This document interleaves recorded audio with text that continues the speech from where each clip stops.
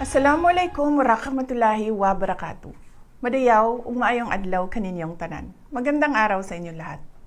Sa ating mga kababayan sa iba't ibang panig ng mundo, ako ay nakikiisa sa inyong maligayang pagsalubong ng bagong taon.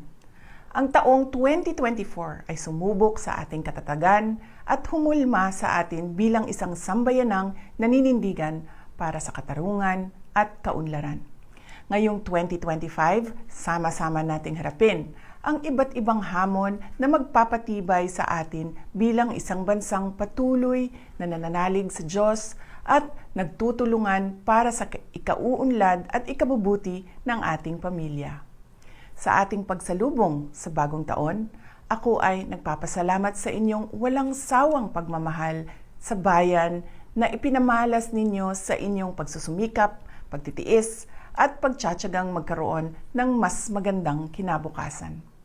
Magpabilin ako nga nahiusa kaninyo sa inyong mga pangandoy alang sa kauswagan ug kalinaw. Atong atubangon ang bagong tuig uban ang paglaom nga ang tanan natong mga kalisod ug mga paningkamot sa ngadtong-ngadtong makahatag og positibong kausaban.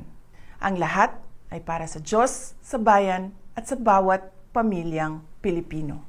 Happy New Year sa inyong lahat. Syukran.